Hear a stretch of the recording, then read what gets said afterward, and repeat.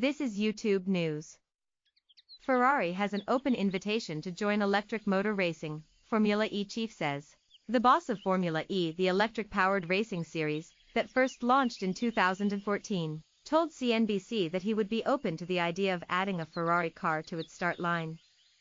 The Italian luxury car brand is set to unleash its debut range of hybrid supercar models by the end of 2019, prompting speculation that it might decide to showcase its electric technology on the racetrack.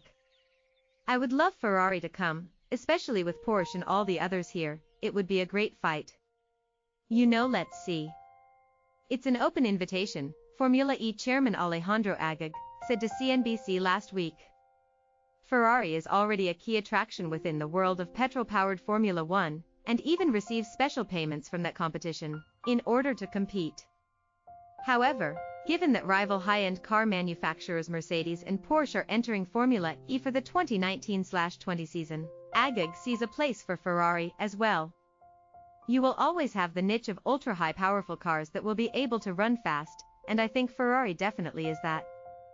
Ferrari would never limit the top speed of their cars, but they will have to adapt in the future to whatever the landscape is, and of course I think the landscape is electric," added Agag.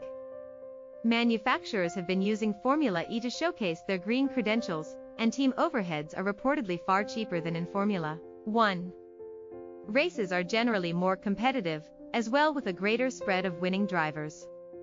But there is a speed cost for motorsport fans, with Formula E cars being around 25% slower than their non-green rivals. The Formula E chairman also told CNBC he was flattered by recent comments made in April by former Formula One Supremo Bernie Ecclestone, when he called Formula E the stronger investment bet as the future of motorsport. Bernie obviously is a genius. He created Formula One as it is today, and he has a great vision of the whole map of motorsport, and for him to say something like that, I think, is a great testimony for Formula E, Agag said. He also told CNBC of his friendship with Ecclestone, but played down his involvement in Formula E. "Obviously I would welcome Bernie as an investor anytime, but we're not there yet," said Agag.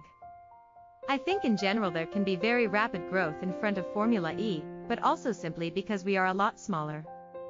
So we have a lot more room to grow, because Formula One is bigger."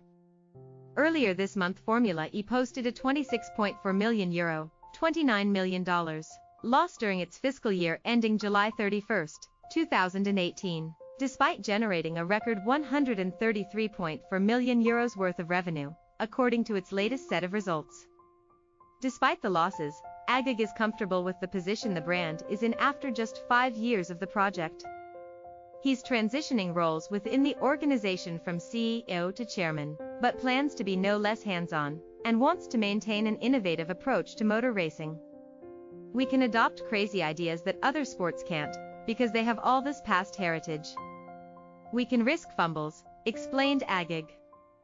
Ideas which include attack mode, which has been likened to a feature more suited to the video game franchise of Mario Kart. It's activated when drivers take their car the racing line, and through the activation zone, where they're able to collect an extra 25 kilowatts of power for a few extra laps. That has had a fantastic impact on the championship, on the viewership, and on the fans. "I think innovation for Formula E, like racing in cities, is part of our DNA," said Agag.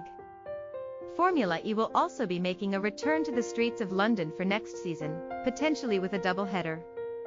It'll be the first time since 2016 that the race will take place there, with a first-of-its-kind indoor and outdoor track to be constructed in the Docklands area of East London. YouTube News.